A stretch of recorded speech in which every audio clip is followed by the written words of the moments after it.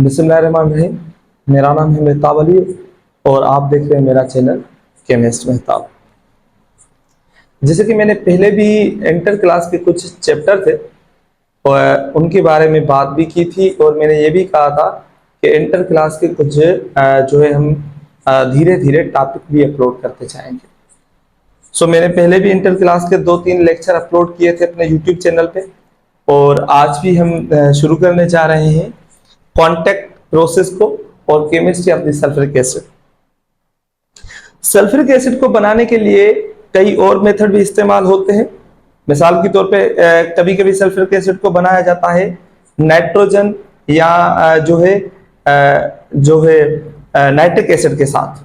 Okay, nitric acid को जब react करवाया जाता है सल्फर के साथ तो वो सल्फ्यूरिक एसिड में बन जाता है।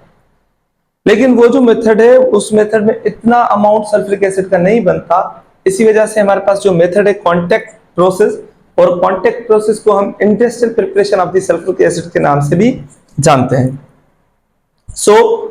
हमारे पास यहाँ जो प्रोसेस है जिसका नाम है कांटेक्ट प्रोसेस, इसमें सल्फ्यूरिक एसिड बनाते हैं। और सल्फ्यूरिक एसिड क्यों बनाते हैं या सल्फ्यूरिक एसिड की इतनी जरूरत क्यों पड़ती है?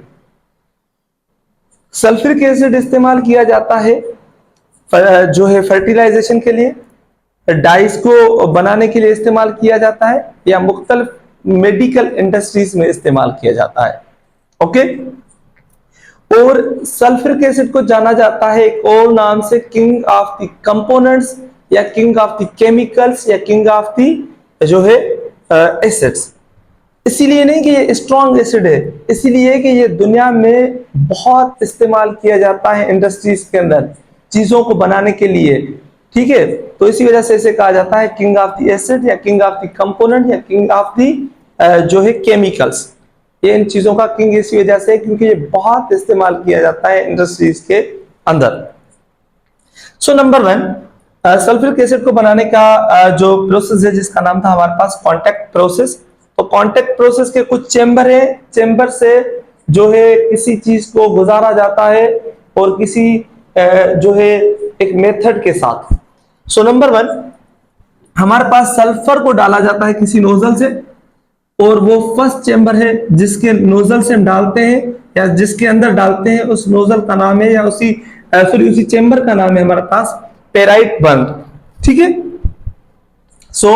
पेराइट बंद के अंदर जब हम सल्फर को डालते हैं तो यहाँ एयर मौजूद होती है। और एक बात याद होनी चाहिए, जहां बर्न प्रोसेस होगा यहाँ जो है किसी चीज को आप जलाएंगे जहां, तो वहां ऑक्सीजन का मौजूद होना लाजिम है।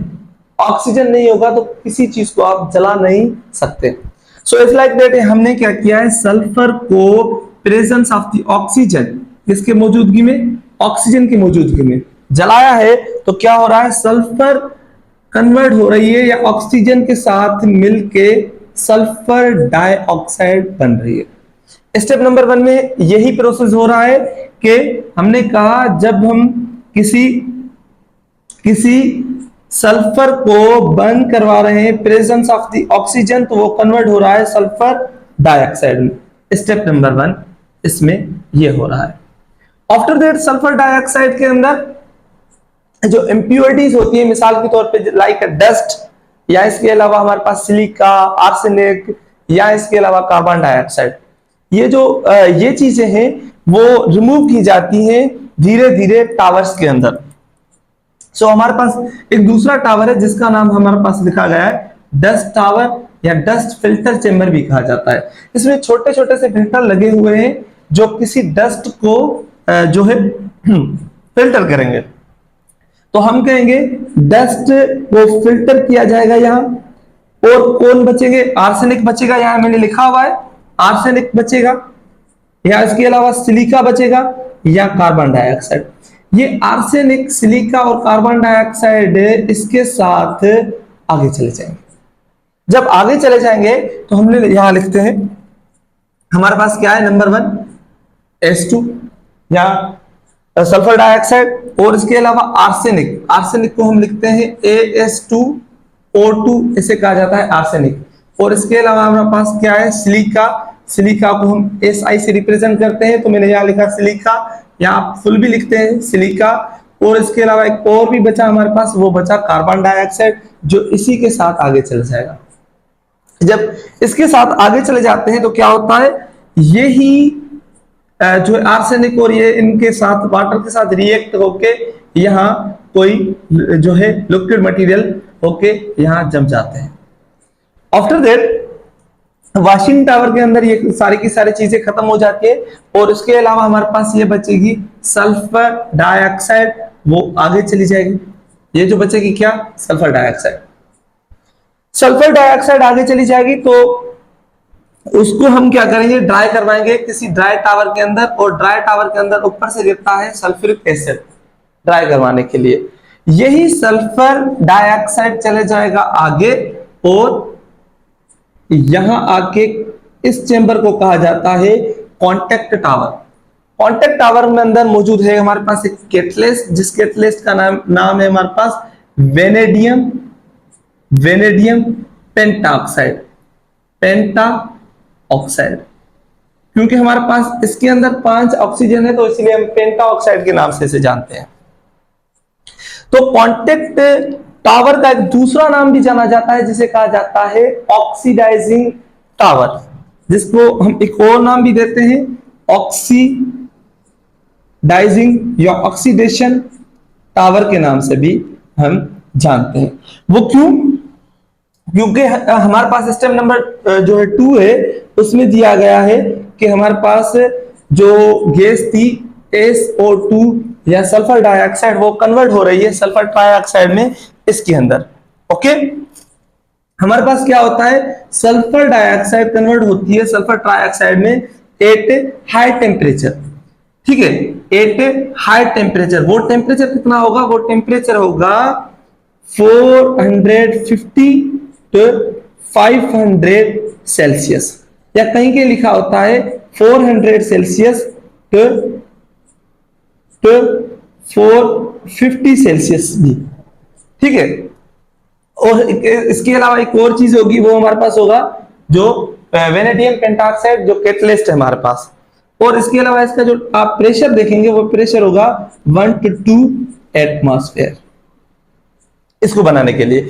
अब क्या है, कभी कभी ये भी पूछा जाता है इंप्योरिटीज कब तक जो होती हैं रिमूव होती रहती हैं, तो आप कहेंगे पेराइड बर्न से लेके कांटेक्ट टावर तक इंप्योरिटीज रिमूव होती है। नंबर 1 कौन सी होगी, डस्ट पार्टिकल, जो डस्ट चेंबर होता है या डस्ट फिल्टर चेंबर होगा, उसके अंदर हमारे पास डस्ट पार्टिकल रिमूव होते हैं। आफ्टर दैट हमारे पास मौजूद होता है एक और चेंबर, जिसका नाम है वॉशिंग टावर। वॉशिंग टावर के अंदर आर्सेनिक, सिलिका, कार्बन डाइऑक्साइड, ये सारे के सारे रिमूव हो जाते हैं। आफ्टर दैट जो कुछ बचे तो वो यहाँ ड्राई के अंदर रिमूव करेंगे, और उसके अलावा हमारे पास जो है कॉन्टेक्ट टावर के अंदर आ जाता है सल्फर डाइऑक्साइड, जो सल्फर डाइऑक्साइड कन्वर्ट होता है सल्फर ट्राइऑक्साइड के अंदर। और कभी कभी ये भी पूछा जाता है सल्फर ट्राइऑक्साइड किसी टावर के अंदर जो होता है कन्वर्ट होता है, तो आप कहेंगे हमारे पास कॉन्टेक्ट टावर या ऑक्सीडेशन टावर। ऑक्सीडेशन क्योंकि हमारे पास यहाँ ऑक्सीडेशन हो रही है इसके, और ये कन्वर्ट हो रहा है हमारे पास जो है ट्राइऑक्साइड में। ओके, ऑक्सीजन के एडिशन को कहा जाता है ऑक्सीडेशन, और ऑक्सीडेशन की जो ऑक्सीजन की रिमूव को कहा जाता है रिडक्शन। ओके, आफ्टर दैट हम पढ़ेंगे स्टेप नंबर 3। स्टेप नंबर 3 में क्या हो रहा है कि हमारे पास सल्फर यहां से देखें, ये सल्फर ट्राइऑक्साइड हुआ, ये नीचे आके यहां चला जाएगा SO3, और ऊपर से क्या हो रहा है, ऊपर से हमारे पास H2SO4 गिर रहा है इसके। जब ये गिर रहा है तो ये क्या होगा, दोनों के दोनों कंबाइन होके हमारे पास बनेंगे H2S, ये और ये मिलके S2, और ये 3O और 4 और O मिलके O7 बनेंगे। ठीक है, यहां यही मैंने बनाया है, और इसको एक और नाम से जाना जाता है, इसको जाना जाता है fuming sulphuric acid, sulphuric acid के नाम से भी इसे जाना जाता है। अब क्या होगा, स्टेप नंबर 4 में हमारे पास ऊपर से और ये जो फ्यूमिंग एसिड है ये आएगा यहां आके किसी वाटर के साथ रिएक्ट होगा, H2S2O7 प्लस H2। जब आप इनको रिएक्ट करवाएंगे, यहां मैं नीचे लिख देता हूं ये वाला H2 ठीक है, H2 H2 O7 plus H2O। आप जब इन दोनों को मिलाएंगे तो क्या होगा, हमारे पास 2H2 और S1 लिखेंगे क्योंकि ये 2 है, तो यहां 2 मल्टीप्लाई बाय 1 2 ही होंगी। फिर क्या होगा O4, ये 7 और एक ये तो होगी 8, और 2 मल्टीप्लाई से करेंगे 4 के साथ, फिर ये भी 8। तो मालूम हुआ कि रिएक्टेंट और प्रोडक्ट दोनों साइड क्या है, ये चीजें बराबर हो गई।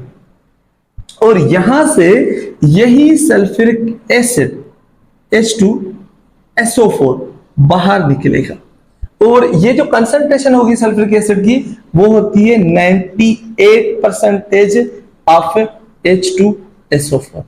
सल्फ्यूरिक एसिड की 98% होगी इसके अंदर, और यही सल्फ्यूरिक एसिड हम इस्तेमाल करते हैं डिफरेंट इंडस्ट्रीज में किसी चीज को बनाने के लिए।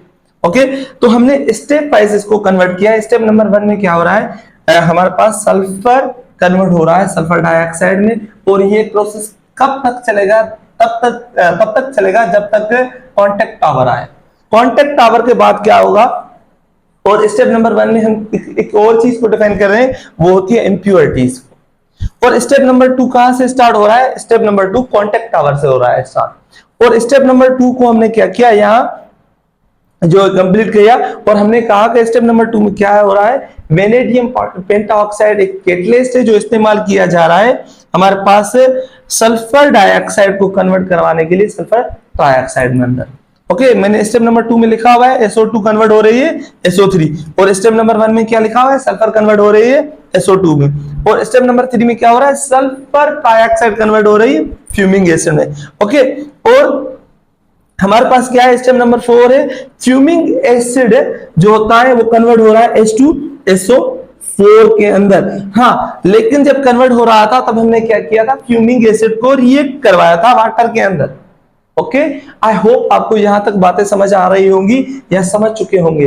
इंशाल्लाह इसके बारे में जो मजीद बातें होंगी, मिसाल के तौर पे प्रॉपर्टीज ऑफ सल्फ्यूरिक एसिड, और जो है कौन सी प्रॉपर्टी होती है, 2 किस्म की प्रॉपर्टी होती है, number 1 physical, number 2 chemical property. इन दोनों के बारे में हम अगले लेक्चर में पढ़ेंगे। बड़ी मेहरबानी देखने के लिए, थैंक यू।